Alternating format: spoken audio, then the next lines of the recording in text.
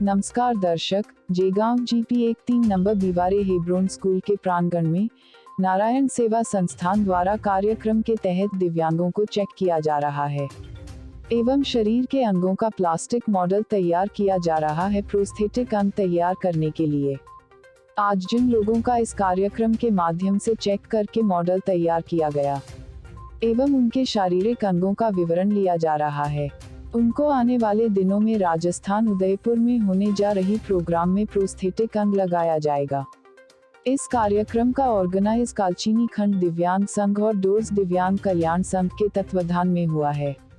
भारी मात्रा में दिव्यांग का उपस्थिति देखा गया इस कार्यक्रम में। इस कार्यक्रम में समाजसेवी नवीन छेत्री, मनोज घटानी, रजनी मैडम द्वारा मुख्य सहयोग प्रदान करने की जानकारी लव कुमार भुजल द्वारा दिया गया। जी सर, आज का कार्यक्रम के विषय में जानकारी दीजिए। जय श्री कृष्णा। मैं नारायण सेवा संस्थान उदयपुर से वीर प्रभारी हरिप्रसाद लड्डा।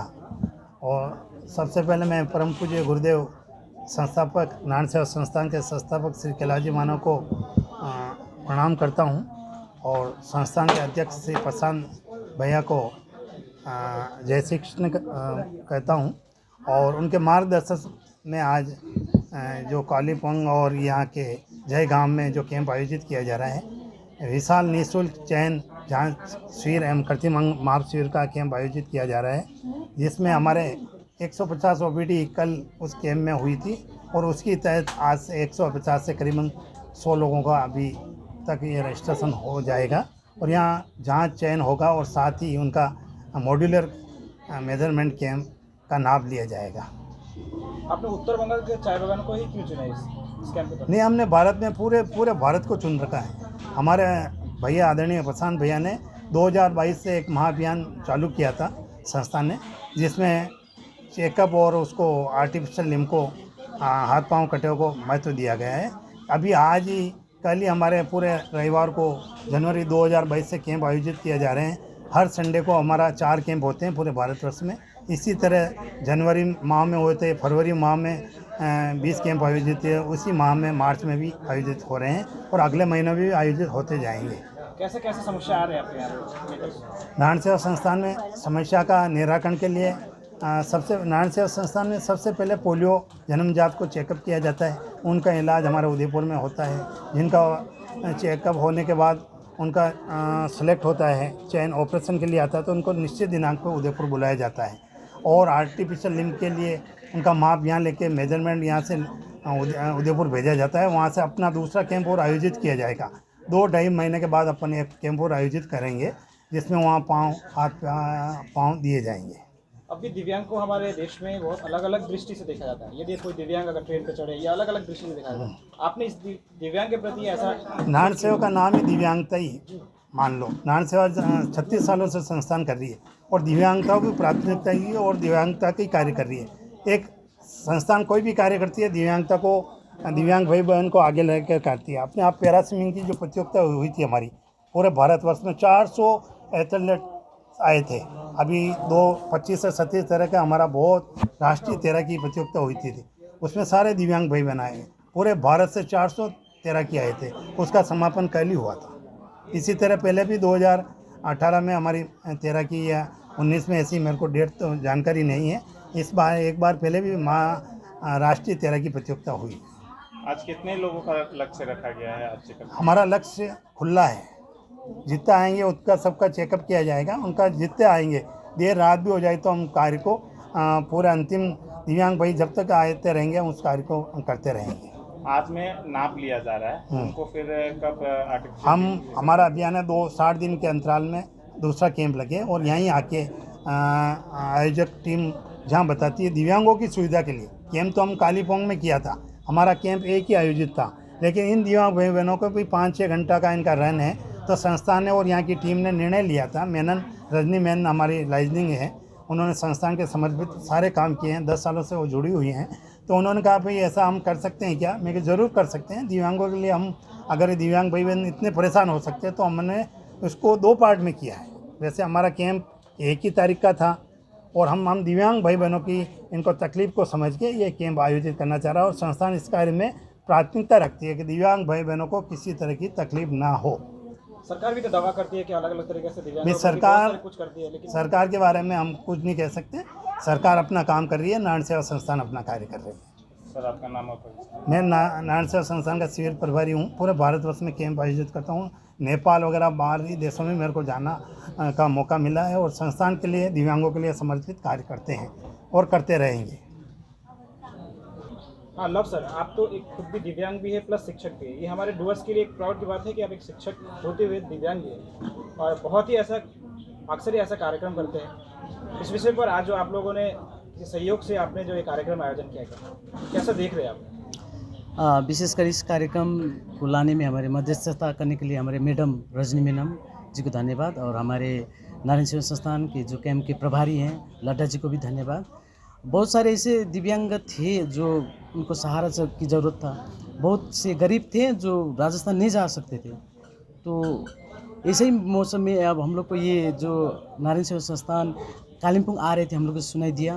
तो हम लोग ने रिक्वेस्ट किया हमारे मैडम रजनी मैडम को, तो उन्होंने ये उन स्टेप्स द्वारा ये हम लोग को कैंप मिला।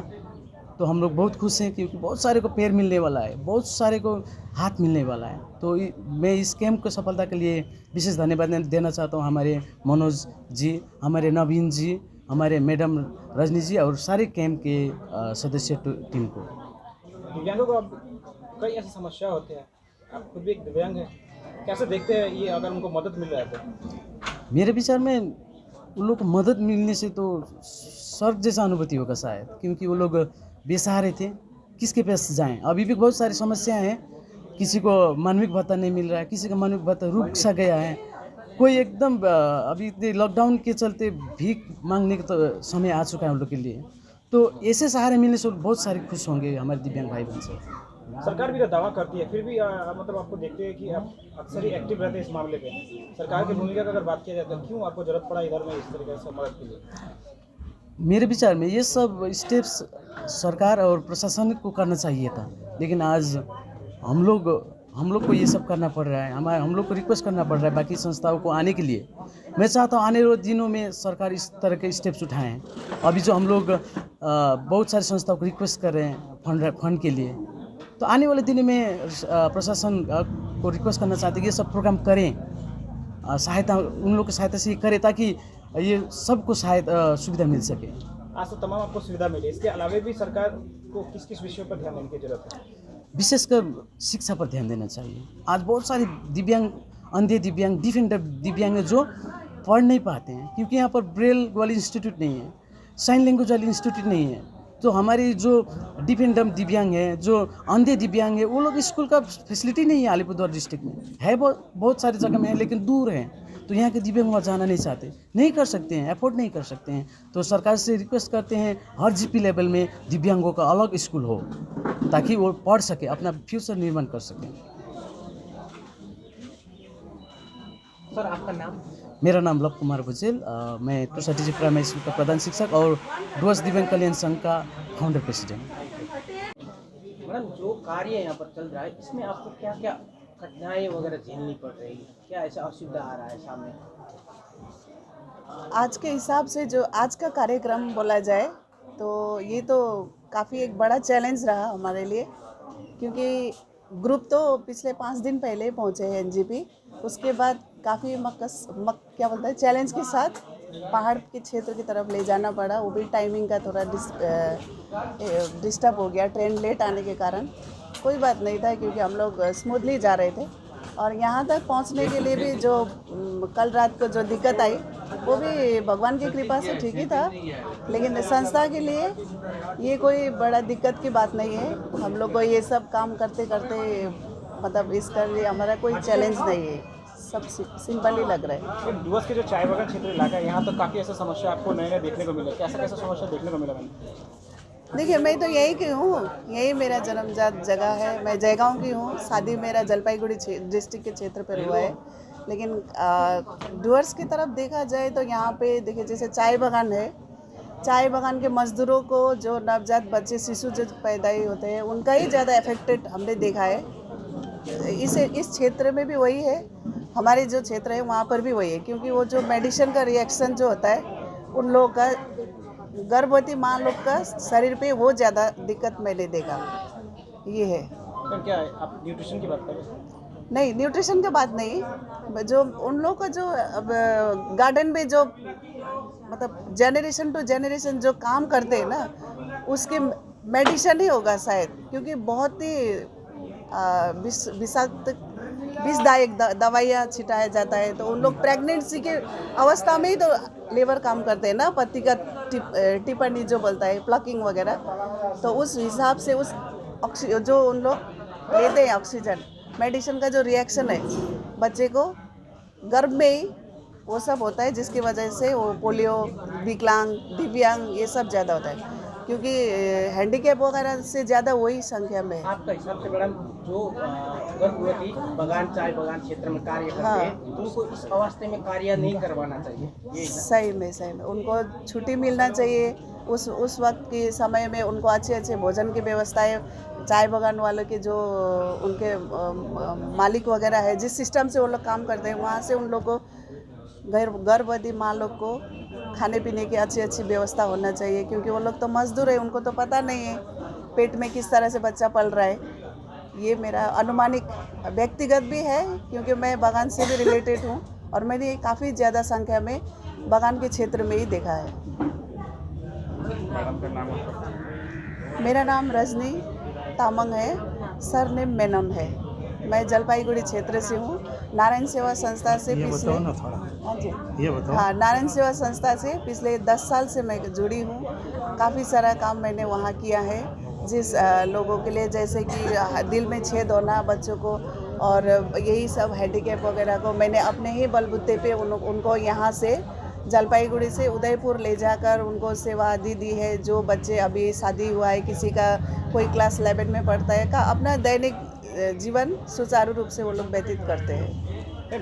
हमारे इस क्षेत्र इलाके में ऐसा देखा जाता है कि बहुत सारे ऐसे दिव्यांग हैं जी, उनके माता पिता उन्हें नहीं पूछते हैं, तो ऐसे में आप लोग कैसे उसको केस करते हैं? क्योंकि वो तो अकेला सिंगल रहते हैं, कोई लवारिस जैसे, मतलब एक तरीके से उसको इस तरीके से उसको रखा जाता है कि किसी शब्द को नाम दिया जाए तो शायद लोगों को दुख पहुँचे, तो ऐसे में आप लोगों को केस को कैसे हैंडल करते हैं? देखिए ये इंडिविजुअली विषय रहा, क्योंकि कोई माँ बाप ऐसा बच्चे को अपना दिव्यांग तो नहीं, उसका घर में एक एक्स्ट्रा ऑर्डिनरी बच्चा जो जन्म हुआ है वो एक भगवान का ब्लेसिंग है, जिसके कारण हम इस बच्चे का सेवा कर पा रहे हैं, ये समझते हैं। और कोई माँ बाप इसको बहुत समझते हैं, ये अपना अपना परवरिश देखने का नज़रिया से पला बड़ा रहता है, क्योंकि बड़े बड़े घर में भी इस तरह का बच्चा लोग, नॉर्मल घर में, बड़े बड़े घर में, ये तो जन्म है ना, किसी भी घर में हो सकता है। मैडम ज़्यादातर रीज़न क्या होता है कि इसका हैंडीकैप बच्चा वगैरह जन्म लेते हैं, रीज़न क्या होता है, किस वजह से पैदा होते हैं? अब देखिए ये तो पूरा मेडिकल साइंस हो गया ना, मैं तो अब इसका रीज़न तो खोजने में डीएनए को जाना पड़ता है, ये तो मुझे इतना आइडिया नहीं है, इसका बारे में मैं नहीं बोल सकती। लेकिन हाँ, इन्होंने जो बताया हैंडीकैप वगैरह को जो जैसे कि बोझ बन जाता है, इनके लिए क्या है, तो इनके लिए मैं ये कहना चाहती हूँ, देखिए वो ही चीज़ ना रहे, बोझ ना रहे, और परिवार में वो खुद देखिए जिसको पीड़ित है वही जानते हैं कि उनका क्या दर्द है, और जो सरवाइव कर रहे हैं परिवार वाले वो भी समझते हैं कि इनको झेलना कितना दिक्कत की बात है। तो इसीलिए नारायण सेवा संस्था यहाँ तक पहुँचे हैं, ताकि उनको सर निर्भर, जैसे पैर लग जाए तो कोई पैसा की ज़रूरत नहीं है, खुद अपना पैर से चलने फिरने लगेगा, अपना वाटर बॉटल ले लेगा, कपड़ा उठा के ले लेगा, अपना हाथ मुख जो है धो लेगा, ऐसा है ना। तो डेली जो बेसिक अपना जो दिव्यांग लोग कर पाए, उसी का ही सेवा मुल्क के लिए नारायण सेवा संस्था इतना दूर आया है। और हाँ, जहाँ तक सरकार की बात है, मैं थोड़ा इसमें बोलना चाहती हूँ। इसमें मुझे लगा जी सरकार का इसमें उतना ज़्यादा रोल, लगभग बोला जाए तो कुछ दायित्व तो बोल के उन लोग उठाना नहीं चाहते हैं, क्योंकि काफ़ी सारा मरीजों का ये भी कहना है। जी हाँ, काफ़ी सारा, क्यों, अरे भाई मैं वेस्ट बंगाल की हूँ तो इधर ही का बात बोल रहे हूँ। काफ़ी सारा मरीजों का ये कहना है, कोई आ रहा है कि हम लोगों को क्या पैसा भी मिलेगा, तो हम लोग तो सरकार की तरफ से नहीं है ना, तो पैसा वाला तो यहाँ बात ही नहीं उठता। तो कोई बता रहा है कि हम लोग का हैंडीकैप सर्टिफिकेट होने का क्या मतलब है, तो फिर क्योंकि हम लोग को कुछ मिलता ही नहीं, तो अब ये क्षेत्र के लिए तो मैं नहीं बोल सकती। अब हाथ पैर लगा देना वाला बात दूसरा रहा, अब पैसा दो चार पैसा उन लोग को पॉकेट खर्चे के लिए भी रुक जा रहा है, आ नहीं रहा है रेगुलरली मंथली, तो ये तो बड़ी दुख की बात है ना।